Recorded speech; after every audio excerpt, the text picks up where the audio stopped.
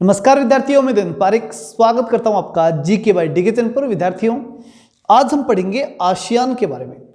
ASEAN एक ऐसा regional organisation जिसमें से आपके एग्जाम में पक्का क्वेश्चन आएगा।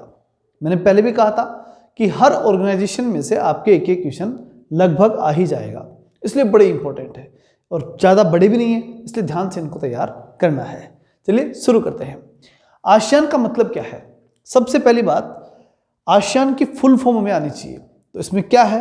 Association of south east Asian nation. तो सीधी बात है कि साउथ ईस्ट एशिया का, दक्षिणी पूर्वी एशिया का एक ऑर्गेनाइजेशन है, ठीक है। और उसका टारगेट ये है कि एसोसिएट रूप में हम रह करके यानी सब एक साथ मिल करके डेवलपमेंट अपना करेंगे, ये इस नाम से दिखाई दे जाता है। अब बात आती है इसकी स्थापना कब हुई। तो इसकी स्थापना होती है 8 अगस्त 1967 को। राजस्थानी में कहते हैं सड़सठ, फटाफट, ठीक है ना। तो 67 हो गई इसकी स्थापना। आसियान की स्थापना कैसे हो गई? 67 यानी 67 में इसकी स्थापना हो गई। और बैंकॉक घोषणा पत्र पर हस्ताक्षर करके Indonesia, Malaysia, Philippines, Singapore, Thailand, इनके द्वारा, इन देशों के नाम अब आपको याद रखने पड़ेंगे। उससे पहले एक चीज और याद रखनी पड़ेगी, कौन सी? बैंकॉक घोषणा पत्र। इस घोषणा पत्र के ऊपर इन सब देशों ने हस्ताक्षर किए थे। वो देश कौन से हैं?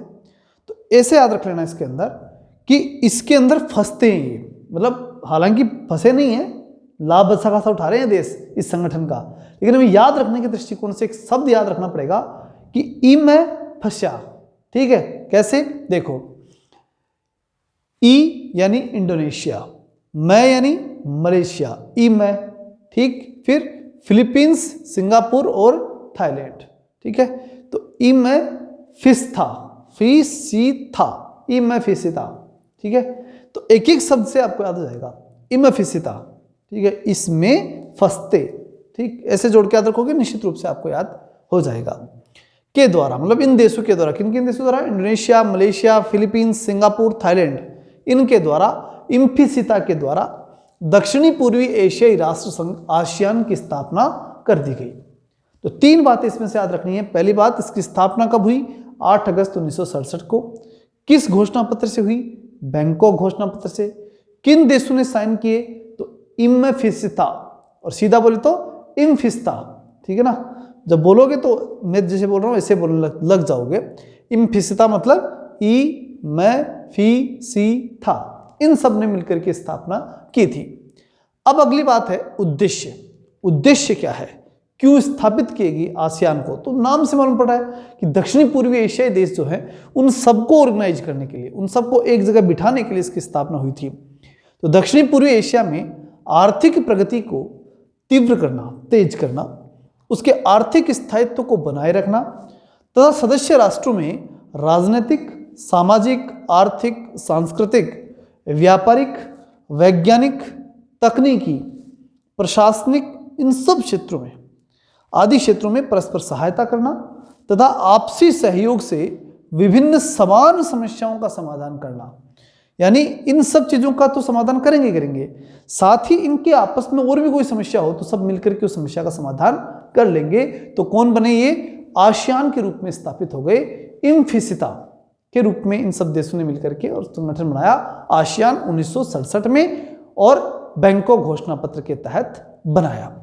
नेक्स्ट जो इंपॉर्टेंट बात आती है वो है कि इसका मुख्यालय कहाँ है। तो जकार्ता इंडोनेशिया के अंदर इन्होंने 1975 75 में, 67 में स्थापना हुई, 75 में जकार्ता इंडोनेशिया के अंदर, यानी जय बोली मुख्यालय बनाकर क्या क्या बोलते हैं आजकल नेता लोग जो है, अपने अलग अलग मुख्यालय बनाते हैं, ऑफिस खोलते हैं, फिर क्या बोलते हैं? नेताओं की जय बोलते हैं। तो ऐसे करके इन्होंने भी जय बोली, तो जयकार्ता। ऐसे याद रखना कि आसियान का मुख्यालय कहाँ है? जकार्ता, इंडोनेशिया, ठीक। जकार्ता इंडोनेशिया 1975 के अंदर आसियान का, नेताओं से आस रहती है तो आसियान से जोड़ लेना, उसको करें चाहे कुछ नहीं, लेकिन फिर भी आस तो रहती है।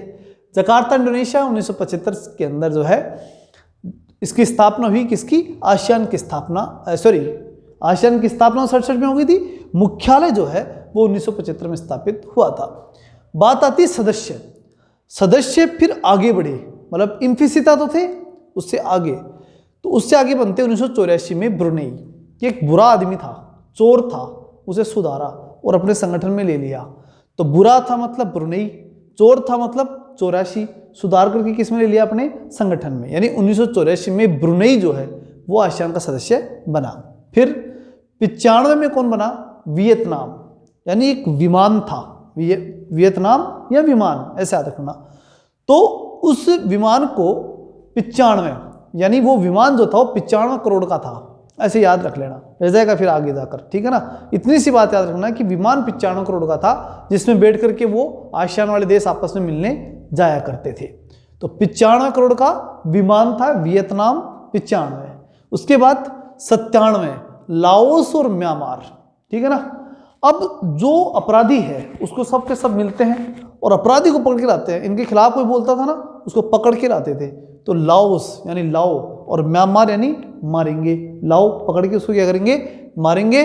और 97 और उसे सत्य उगलवाएंगे, ठीक है, झूठ बोल रहा है वो, उसे सत्य उगलवाएंगे, मतलब 97 ला करके क्या करेंगे? उसे मारेंगे। तो लाओस, म्यांमार और 1997 में, ठीक है, सत्य उगलाने के लिए ला करके मारा। अगली बात 30 अप्रैल 1999 में कंबोडिया, ठीक है। अब उसकी जो बॉडी थी वो 99 के फेर में आ गई। 99 और कंबोडिया, मतलब न तो मरे और न जिए। पूरा जी नहीं रहा, थोड़ा मरने वाला है, और पूरा मर भी नहीं रहा, क्योंकि मरते तो पूरा का पूरा सो गया। तो इस प्रकार से 99 के फेर में उसकी क्या आ गई? बॉडी आ गई, ज़्यादा उसकी पिटाई हो गई, तो उसे हॉस्पिटल में ले जाना पड़ा। अब जो मैं बोल रहा हूँ ना, ये शब्द हो सकते हैं आपको बोलने का तरीका मेरा अजीब सा लगे, लेकिन ये बातें आपको रहेंगी याद कब? एग्जाम में। और निश्चित रूप से आपके प्रश्न क्या देंगे? सही। ये बड़ी बात है इसकी, और कोई बड़ा फायदा नहीं है इन बातों का। जो मैं बोल रहा था ना, उनका सबसे बड़ा फायदा है कि आपको याद हो गया। बस एक बार और सुन लोगे तब तक सारा याद है, कहीं दिक्कत नहीं, भूलोगे नहीं, इतना मैं विश्वास आपको दिला सकता हूं। नेक्स्ट है कुल सदस्य राष्ट्र 10। टोटल कितने हो गए? 10 हो गए। इम्फिसिता एक तो वो थे, और बाकी ये हो गए, ठीक है। बुरा, चोर 95, वियत 95 करोड़ का विमान, सत्य उगलवाने के लिए ला करके उसकी पिटाई की, मारा उसको, और लाओस, म्यांमार 97, और उसके बाद में 99 के फेर में उसकी क्या आ गई? बॉडी आ गई, मरने वाला हो गया। क्लियर है? नेक्स्ट, कुल सदस्य राष्ट्र हो गए 10, तो ये तो समझ में आ गया, 10 राष्ट्र बन गए। अब वो 10 कौन से हैं? तो ये मैंने लिख रखा है, Indonesia, Malaysia, Philippines, Singapore, Thailand. तो इम्फिसिता एक तो ये हो गया। फिर ब्रुनेई, वियतनाम, लाओस, म्यांमार और कंबोडिया। और एक ट्रिक मैंने यहां पर भी लिखी है, इम्फिसिता, वीम्या, कबूला। इस तरीके से आप इसको याद रख सकते हो कि इम्फिसिता, इसके अंदर फंस गए, और ये लोग इस बात को वीम्या, यानी ये सब के सब, यानी मैं और वी यानी हम सब, यानी ये कह रहे हैं कि मैं और हम सब, वी और म्या, हम सब क्या मान रहे हैं? ये बात हम कबूल रहे हैं कि हम फंस तो गए, ठीक है। तो इस प्रकार से भी ट्रिक को आप याद रख सकते हो, लेकिन मैं मानता हूं कि आप ये यहां तक अगर मेरे से पढ़ चुके तो निश्चित रूप से आपके याद भी हो चुका। नेक्स्ट, अब बात आती है संरचना की।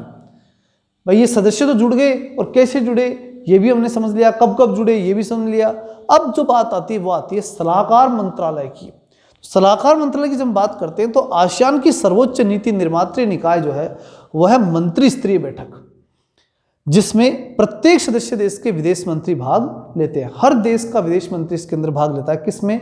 सलाहकार मंत्रालय, यानी विदेश मंत्री आएंगे प्रत्येक देश के, और वो सलाह देंगे कि भाई क्या करना। मतलब इन सब देशों के विदेश मंत्री एक जगह बैठेंगे, तो वो क्या कहलाएगा? सलाहकार मंत्रालय कहलाएगा। पारस्परिक हितों की सुरक्षा हेतु सलाह मशवरा वो करते हैं, इसलिए सलाहकार मंत्रालय कहेंगे। और इसमें कौन आएंगे? सभी देशों के विदेश मंत्री बैठ करके सलाह देंगे। That's clear. नेक्स्ट, अगली बात आती है स्थायी समिति बना रखी हम लोगों ने एक। इसकी बैठक आवश्यकता पड़ने पर बुलाई जाती है, जरूरत पड़ने पर, ठीक है। बाकी वैसे स्थायी है, परमानेंट है, लेकिन जरूरत पड़ने पर बुलाई जाती है। इसमें मेजबान राष्ट्र इसमें एक बात और समझ लीजिएगा कि भाई स्थायी समिति है, इसका मतलब वो समिति तो परमानेंट बन गई, लेकिन अब काम थोड़ी परमानेंट करते हैं। वो तो जब जरूरत होती है तो आ जाते हैं कैंडिडेट और बैठ करके काम कर लेते हैं, वही बात है इसमें। समिति स्थायी है क्योंकि उसके अंदर कौन कौन है? विदेश मंत्री है जो बुला रहा है उस देश का, ठीक है, मेजबान राष्ट्र का विदेश मंत्री, और आमंत्रित राजदूत, यानी सारे देशों के तो राजदूत, और जो देश उनको बुला रहा है उस मीटिंग को, ठीक है, किस मीटिंग को? स्थायी समिति को बुला रहा है, उस देश का कौन? विदेश मंत्री। तो ये सब मिलकर के मीटिंग करते हैं, लेकिन इसमें कुल मिलाकर के सभी देश शामिल हुए कि नहीं हुए? हो गए। तो ये क्या बन गई? स्थायी समिति। ये परमानेंट रहती है, ये हमेशा काम करती है, जब जरूरत पड़ती है तभी बुला लेते हैं, तभी ये अपना काम करना शुरू कर देते हैं, तो स्थायी हो गई। तो एक बात इसमें ध्यान रखिएगा जो इंपॉर्टेंट है एग्जाम के दृष्टिकोण से, वो ये कि स्थायी समिति के अंदर कौन कौन भाग लेते हैं, ये इंपॉर्टेंट है। तो इसमें ध्यान रखिएगा कि जो मेजबान राष्ट्र है, जो देश स्थायी समिति की मीटिंग बुला रहा है, उस देश का तो विदेश मंत्री भाग लेगा, और बाकी सारे जो 9 देश बच गए, उन देशों के क्या होंगे? राजदूत उसमें भाग लेंगे। ये आप ध्यान रखिएगा। नेक्स्ट आता है सेक्रेटरीट, सचिवालय। यह आसियान की प्रशासनिक इकाई है, जहां भी सेक्रेटरीट होता है वो प्रशासन ही करता है, जो कि जकार्ता में स्थित है। ये मैंने बताई दिया, इसका मुख्यालय कहाँ है? जकार्ता में। आसियान रीजनल फोरम, ARF की हम जब बात करते हैं तो आसियान देशों की सुरक्षा पर विदेश नीतियों में तालमेल बनाने के लिए 1994 में ARF की स्थापना की गई थी। यानी आसियान रीजनल फोरम का मतलब क्या है? रीजनली जो बाकी पावर्स हैं, भाई वो 10 तो हैं, लेकिन उनके अलावा भी तो कई ताकतवर देश आसपास में हैं, तो वो रीजनली हो गए, यानी क्षेत्रीय इकाइयाँ हो गई, क्षेत्रीय ताकतें हो गई। तो उनके लिए बनाया गया था क्या? ARF, यानी आसियान रीजनल फोरम। आसियान देशों की सुरक्षा पर विदेश नीतियों में तालमेल बिठाने के लिए, यानी दूसरे देशों से साथ आसियान देशों की सुरक्षा कैसे तय हो, उसमें तालमेल बिठाने के लिए 1994 में ARF की स्थापना की गई थी। इंपॉर्टेंट बात, 94 में ARF की स्थापना हुई थी। इसमें 10 आसियान देशों के अलावा, 10 देश तो हैं ही, उनके अलावा ताकतवर देश कौन कौन से? अमेरिका, चीन, EU, रूस, कनाडा, ऑस्ट्रेलिया, जापान और भारत। दुनिया की जितने ताकतवर देश थे, सबको इन देशों ने अपना ARF में शामिल कर लिया। कौन कौन से? अमेरिका और रूस, दोनों शुरू से 2 पोलर थे। रूस के साथ चीन था ही, ठीक है, तो 3 तो ही हो गए, कोई दिक्कत नहीं। भारत हो गया, चौथा ये भी हो गया। और फिर कौन कौन से हुए? एक अमेरिका के जस्ट ऊपर कनाडा है, उसको ले लो, और एक ऑस्ट्रेलिया चूंकि इनके पास पड़ता है, साउथ ईस्ट रीजन के अंदर कौन के पास में कौन सा पड़ता है? ऑस्ट्रेलिया, तो उसको भी लेंगे। जापान भी इनके लगभग ऊपर की तरफ पड़ता है, तो उसको भी साथ में लेंगे। तो कुल मिलाकर के ये देश भी लगभग दुनिया में ताकतवर देश तो हैं ही, साथ ही कुछ हद तक आसियान के देशों के पड़ोस में भी पड़ते हैं, ठीक है ना। उनके अलावा एक देश ऐसा है जो आसियान के पास नहीं पड़ता लगभग, कौन सा? EU, ठीक है, यूरोपीय संघ, वो थोड़ा सा दूर पड़ता है, लेकिन फिर भी ये जितनी ताकतें हैं ना वर्ल्ड की, उन सबको ये ARF में शामिल रखते हैं। ये आपको ध्यान रखना है, उससे ज़्यादातर चीज़ें याद हो जाएंगी, ठीक। नेक्स्ट, अच्छा, जापान को भी ध्यान रखना, ऑस्ट्रेलिया, जापान, ठीक है। 24 जुलाई 1996 को भारत को ARF की सदस्यता मिली थी। स्थापना 94 में हुई थी। भारत को सदस्यता कब मिली थी ARF में? 96 में, यानी 2 साल बाद। और पूरी तारीख याद रखना, 24 जुलाई, ठीक है ना, जिस समय स्कूलें खुल रही थी भारत में, ठीक है ना, जुलाई में खुलती स्कूलें, तो वो ध्यान रखना। 24 जुलाई 1996 को भारत को ARF की सदस्यता मिली। इसका मुख्य उद्देश्य क्षेत्र में विश्वास निर्माण में वृद्धि करना था, यानी उस दक्षिणी पूर्वी एशिया क्षेत्र के अंदर विश्वास निर्माण के अंदर वृद्धि करना, ये इनका मेन टारगेट था। नेक्स्ट बात आती है भारत और आसियान। 1991 में नरसिम्हा राव सरकार ने दक्षिणी पूर्वी एशियाई देशों के साथ सहयोग बढ़ाने के लिए पूर्व की ओर देखो नीति अपनाई थी। पहली बार कब हम आसियान के देशों के साथ जाकर के जुड़े या आसियान के साथ हमने कनेक्टिविटी बिठानी शुरू की? तो सबसे पहले 1991, जब ग्लोबलाइजेशन का युग था, भारत उदारीकरण में प्रवेश कर रहा था और नरसिम्हा राव की सरकार थी, उस समय सबसे पहले हमने मतलब पूर्व की ओर देखना शुरू किया। नरसिम्हा राव यानी सिंह बैठ गया और किधर देख रहा था? पूर्व की ओर। तो ऐसे ध्यान रखना हो। तो 91 में नरसिम्हा राव सरकार ने दक्षिणी पूर्वी एशियाई देशों के साथ सहयोग बढ़ाने के लिए पूर्व की ओर देखो थी। बहुत इंपॉर्टेंट है, काफी समय तक आते रहे इसके क्वेश्चन, ठीक है। लुक ईस्ट नीति, ठीक है। लेकिन आजकल मोदी जी जब आए हैं उसके बाद में एक नई पॉलिसी चली उसके रिगार्डिंग, और वो है एक्ट ईस्ट पॉलिसी, यानी अब देखेंगे नहीं, उसके लिए काम भी करेंगे, ठीक है। पूर्व की ओर देखो नहीं, बल्कि पूर्व की ओर सक्रिय बनो, इसके लिए भी काम शुरू हुआ है। वो पॉलिसी आज की जो मोदी जी की जो पॉलिसी है वो यही है कि पूर्व की ओर एक्टिव हो, एक्ट ईस्ट पॉलिसी, ठीक है। जुलाई 1995 में, अच्छा इससे पहले ऊपर रह गया, भारत आसियान का पूर्ण सदस्य नहीं है, ये बात मैंने बताई थी, 10 ही हैं, 10 में शामिल भारत है नहीं, भारत ARF के तहत उसके अंदर शामिल है, ARF में ही है कहने का मतलब, ठीक है ना। तो बाकी दुनिया के ताकतवर देश है उनकी तरह भारत भी ARF के अंदर शामिल है। 1992 में आसियान के चौथे शिखर सम्मेलन सिंगापुर के अंदर जब हुआ था, उसमें भारत को क्षेत्रीय वार्ता साझेदार भी बनाया गया था। ये बात अलग से ध्यान रखना है, क्षेत्रीय वार्ता साझेदार ये भारत को बनाया गया था कब, 1992 में। फिर 92 के बाद 94 में ARF की स्थापना हुई, लेकिन उस समय भारत को ARF में शामिल नहीं किया। फिर 96 में भारत को ARF में शामिल किया। मतलब कि भारत आसियान से कनेक्ट तो 92 में ही हो गया था, जुड़ तो 92 में गया था, और किस रूप में जुड़ा था, क्षेत्रीय वार्ता साझेदार के रूप में। लेकिन जो नया ऑर्गेनाइजेशन बना ARF, ठीक, उस ARF के अंदर उसमें भारत 96 में शामिल हुआ था, ध्यान रखना, और ARF की स्थापना 94 में हुई थी। तो 2-2 साल के अंदर से बात आ जाएगी। 92 में भारत का बना क्षेत्रीय वार्ता साझेदार, 94 में ARF की स्थापना, 96 में ARF के तहत भारत उसमें शामिल, उसका सदस्य यानी ARF का सदस्य भारत बना था 96 में। रह जाएगी बात, कोई दिक्कत नहीं। नेक्स्ट देख लेते हैं, जुलाई 1995 में बैंकॉक में 5वीं शिखर सम्मेलन में भारत को पूर्ण वार्ता साझेदार, पहले क्षेत्रीय वार्ता साझेदार 92 में, फिर पूर्ण वार्ता साझेदार कब बनाया गया, ये भी ध्यान रखना है। वो कब बनाया गया था, 95 में। तो 95 में 5 है, 5 मतलब पंचायती, तो पूरी पंचायती पूर्ण वार्ता साझेदार। तो पूर्ण वार्ता साझेदार कब बनाया गया, 95 में बना दिया गया। कोई दिक्कत नहीं आएगी ना, अच्छी तरह याद हो रही होंगी मेरे हिसाब से। नेक्स्ट चलते हैं अपन अब 2001 में बांदरसेरी ब्रुनेई शिखर सम्मेलन में भारत के साथ आसियान की नियमित बैठक करने का निर्णय किया गया। मतलब आसियान ने तय किया कि भारत के साथ अब हम रेगुलर बातचीत करेंगे, जो ASEAN +1 के प्रारूप पर होगी, यानी ASEAN +1 बना। फिर वो कब बना, 2001 में। समझ में आई? तो इसको तो याद रखने की ज़्यादा जरूरी नहीं आएगा, 2001 और सीधा ASEAN +1, ठीक है ना। तो ASEAN +1 क्या है, भारत प्लस ASEAN है, ठीक। कब इसकी स्थापना हुई, बांदरसेरी ब्रुनेई 2001 के अंदर जब शिखर सम्मेलन हुआ था, उस समय इसकी स्थापना हुई। तो कौन कौन सी महत्वपूर्ण सन में याद रखनी पड़ेगी, देखो 1992 में भारत क्षेत्रीय वार्ता साझेदार बना, 1996 में, 96 से पहले 95 देख लो, 95 में भारत पूर्ण जो है वार्ता साझेदार बना। तो पहले तो वार्ता पे काम हुआ 92 और 95 के तहत, ठीक है, पहले क्षेत्रीय फिर पूर्ण वार्ता साझेदार हो गया।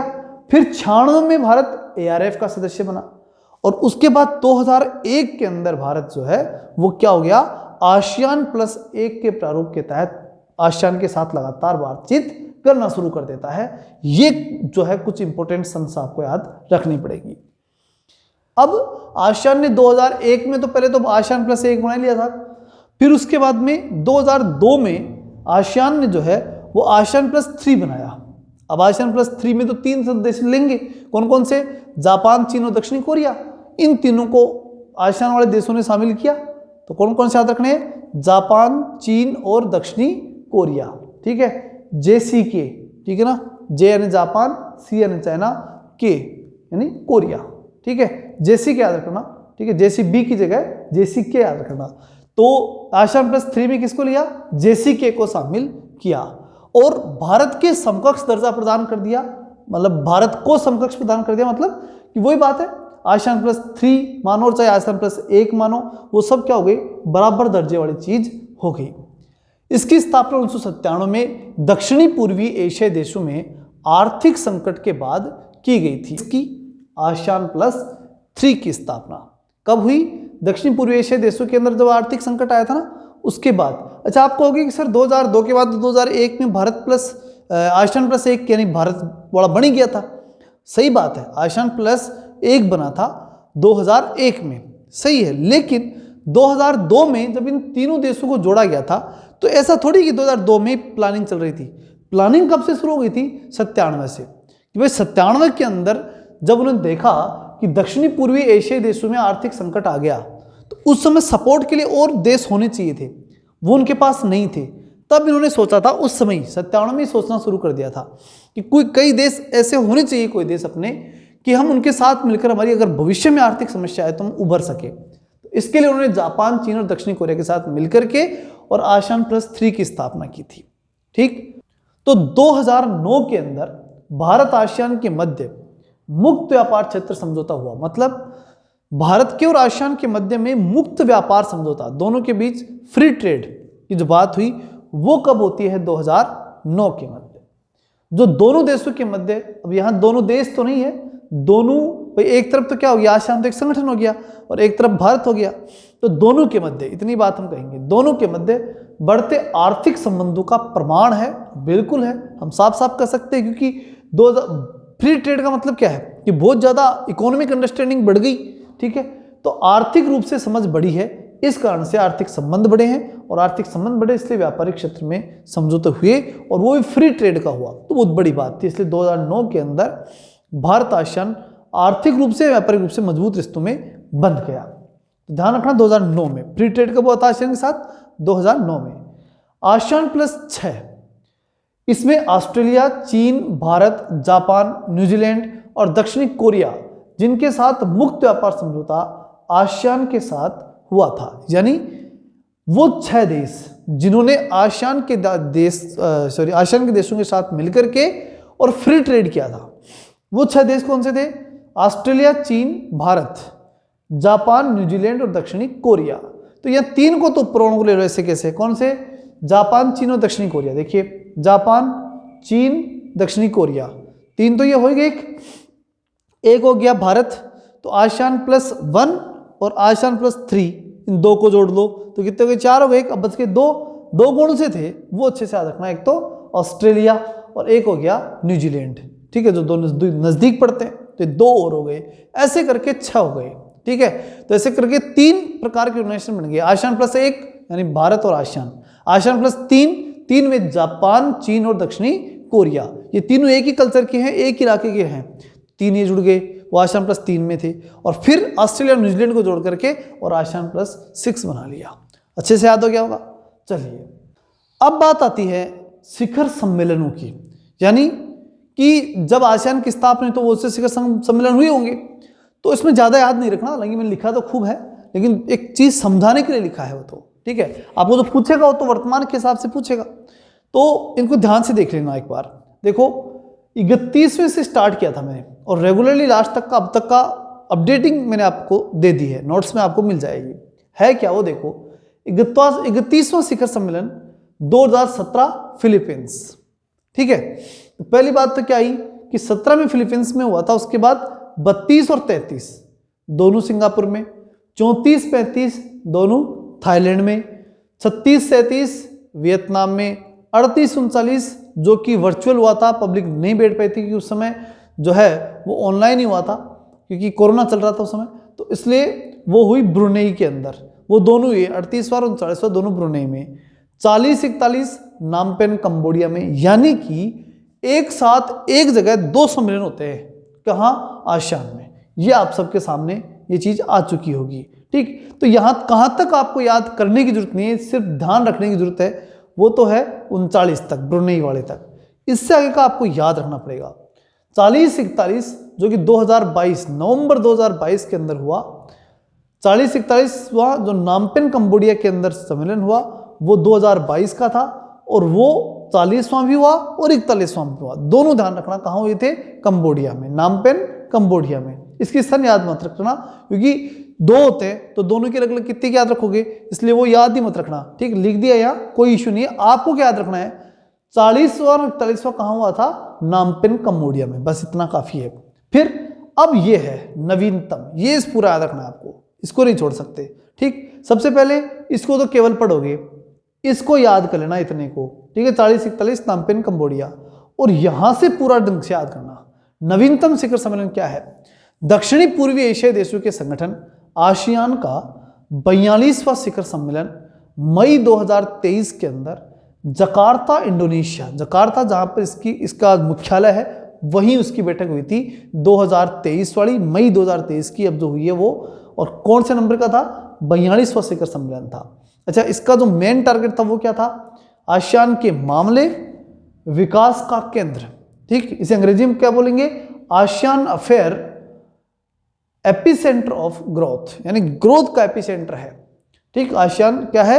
विकास का केंद्र है इस विषय, और नहीं है तो बनाएंगे, आसियान को जो है विकास का केंद्र बनाएंगे, ये इसका मेन टारगेट था। इसके साथ ये वार्ता शुरू हुई थी। शिखर सम्मेलन का उद्देश्य था वैश्विक विकास के पीछे केंद्र और प्रेरक शक्ति बनाने के लिए ब्लॉक की आशाओं और प्रयास को चित्रित करना, ये टारगेट इसमें विशेष रूप से था। ठीक है, तो शिखर सम्मेलन का मेन टारगेट क्या था? वैश्विक विकास के पीछे, ये पूरे विश्व का जो विकास हो रहा है उसके पीछे केंद्र और प्रेरक शक्ति बने। और कौन बने? आसियान बने। तो उसके बनने के लिए क्या करें? ब्लॉक की आशाओं और प्रयासों को चित्रित करना कि हम किस प्रकार से जो पूरा ब्लॉक है, पूरा जो एरिया है, वो किस प्रकार विश्व की आशाओं पर, प्रयासों पर खरा उतर सकता है और किस प्रकार विश्व में जो है ऐसा चित्रित कर सकता है, दिखा सकता है कि हम विश्व के लिए काम करने वाले हैं और पूरे वर्ल्ड में एपी सेंटर बनेंगे हम। किस बात का? ग्रोथ का। ये बात कौन कहना चाहता था? आसियान के देश। ठीक है, तो इस बात को आप ध्यान से समझ गए होंगे, और नहीं समझे तो इसको एक बार पढ़ना, वापस से सुनना मेरी बात को। ये जो है ना, इसमें से प्रश्न आने की पूरी संभावना है, लेकिन कैसे पढ़ना है ये आपको ध्यान रखना है। ठीक, अब आता है पूर्वी एशिया शिखर सम्मेलन। तो अब तक क्या पढ़ा? अब तक हमने पढ़ा साउथ ईस्ट एशिया, दक्षिणी पूर्वी एशिया, लेकिन अब केवल किसकी बात कर रहा हूं मैं? पूर्वी एशिया शिखर सम्मेलन। यानी जब आसियान की बैठकें चल रही थी लगातार, आसियान बहुत उपलब्धि हासिल कर रहा था, तो जो पूर्वी एशिया के जो देश थे उन्होंने देखा कि हम भी अपना अलग मामला सेट करते हैं। तो वो कैसे किया, क्या कर रहे हैं वो, उस पर भी चर्चा कर लेते हैं। ये एक वार्ता मंच है, पहली बात कि इनका क्या है, एक वार्ता टाइप ही मंच है। ठीक है, उससे ज़्यादा कुछ अभी तक नहीं बना है। और इसकी शुरुआत कब हुई थी? 2005 में आसियान सम्मेलन के साथ हुई थी। ये पूर्वी एशिया के साझा हितों को प्रोत्साहन के लिए संलग्न है। यानी कि पूर्वी एशिया के जो देश हैं, भाई दक्षिणी पूर्वी एशिया के लिए तो काम हो ही रहा है ना, केवल पूर्वी एशिया के लिए जो काम होना चाहिए, इसके लिए ये संगठन बना। कौन सा? पूर्वी एशिया शिखर सम्मेलन होना शुरू हुआ है। पूर्वी एशिया के, भाई दक्षिणी पूर्वी एशिया में पूर्वी एशिया के देश तो आते ही थे, तो उन्हीं देशों ने क्या डिसाइड किया कि भाई अपन पूर्वी वाले, ओनली पूर्व में आने वाले, वो एक साथ बैठते हैं तो, और उस पर हम काम करना शुरू करते हैं, हमारे अपने विकास के लिए काम करना शुरू करते हैं। देखो, जब दक्षिणी पूर्वी एशिया के देश सम्मेलन करते थे, यानी आसियान के देश जब बैठ करके सम्मेलन करेंगे, बैठकें करेंगे, और उसके अंदर वो दुनिया के और देशों को, जैसे ARF के देशों को भी वो शामिल कर रहे थे, तो वो देश आ तो रहे थे ना सारे के सारे। तो उनमें से बहुत से देशों ने बात कही कि भाई आप दक्षिणी पूर्वी एशिया तक सीमित मत रखो इसको, पूरा जो पूर्वी एशिया का लंबा चौड़ा क्षेत्र है ना, उसको सारे को ले लो और एक अलग से एक ऑर्गेनाइजेशन को डेवलप करने की कोशिश करो। तो फिर एक वार्ता मंच बनता है। कौन सा? पूर्वी एशिया शिखर सम्मेलन के नाम से एक वार्ता मंच बनता है, और इसकी शुरुआत 2005 में आसियान सम्मेलन के साथ ही हो जाती है। कब होती है? ध्यान रखना, 2005 में। पूर्वी एशिया यानी पूर्व की पंचायती कर रही है 5, ये पूर्वी एशिया के साझा हितों के प्रोत्साहन में संलग्न है, केवल पूर्वी एशिया के लिए। यानी अब केवल पूर्वी एशिया में वो जो साउथ ईस्ट एशिया की थी वो तो होंगे ही, और भी कई देश शामिल हो जाएंगे, तो पूर्वी एशिया पूरा हो जाएगा। ठीक है ना, इस प्रकार की बात उन्होंने रखी। और उसके अंतर्गत आसियान के 10 देश तो थे ही, उन 10 देश के अलावा 8 अन्य देश हैं। कौन कौन से? जापान, भारत, चीन, ऑस्ट्रेलिया, दक्षिणी कोरिया, रूस, न्यूजीलैंड, अमेरिका। ठीक, तो इसमें 2 रूस और अमेरिका को थोड़ा अलग देख सकते हो, बाकी लगभग उन्हीं के आसपास के देश थे। ठीक है, तो इस प्रकार से लेकर के 8 देश और इसमें शामिल हुए, और ये टोटल क्या हो गया? पूर्वी एशिया की शिखर सम्मेलन बन गया। और इसमें पूर्वी एशिया के अंदर अमेरिका जैसे देश, रूस जैसे देश भी इसके अंदर आकर के घुस गए, ऐसा आप इसमें कह सकते हो। प्रधानमंत्री ने 7 सितंबर 2023 को जकार्ता में 20वें भारत आसियान शिखर सम्मेलन और 18वें पूर्वी एशियाई शिखर सम्मेलन, क्योंकि 20वां तो ये हो गया भारत आसियान का, और 18वां कौन सा हो गया? केवल पूर्वी एशिया का शिखर सम्मेलन। तो इस प्रकार पूर्वी एशिया का शिखर सम्मेलन होना शुरू हो जाता है। अब बात आती है कि भारत की क्या स्थिति है। तो प्रधानमंत्री ने 7 सितंबर 2023 को, ये करंट अपडेट बता रहा हूं मैं अब, ठीक, 7 सितंबर 2023 को जकार्ता में 20वें आसियान भारत शिखर सम्मेलन और 18वें पूर्वी एशिया शिखर सम्मेलन में भाग लिया। आसियान भारत शिखर सम्मेलन में प्रधानमंत्री ने आसियान भारत व्यापक रणनीतिक साझेदारी को और सुदृढ़ बनाने और इसके भविष्य की रूपरेखा तैयार करने पर आसियान भागीदारी के साथ व्यापक चर्चा की। यानी कुल मिलाकर के हम ये कह सकते हैं कि भारत जो है वो आसियान के साथ सुदृढ़ रूप से आगे बढ़ना चाहता है, और भविष्य को उज्जवल, चाहे वो आसियान का हो चाहे भारत का हो, दोनों का भविष्य उज्जवल बने, इसके लिए काम भारत करना चाहता है। हमेशा भारत का टारगेट इसके अंदर ऐसा ही रहा है। तो ये था आसियान, और कंप्लीट आसियान यानी जो सितंबर 2023 तक का था, यानी करंट अपडेट पूरा। मुझे नहीं लगता कि इसके बाहर कुछ आएगा। कंप्लीटली मैंने तैयार करा दिया, इसको अच्छे से याद कीजिएगा, नोट्स को अच्छे से देखिएगा, जो तरीका और जो बातें मैंने बताई उनको ध्यान से समझिएगा, एक बार और वीडियो को देख लीजिएगा, निश्चित रूप से आपको बहुत अच्छा लाभ इसका मिलेगा। चलिए मिलते हैं नेक्स्ट वीडियो में, तब तक के लिए जय हिंद, जय भारत।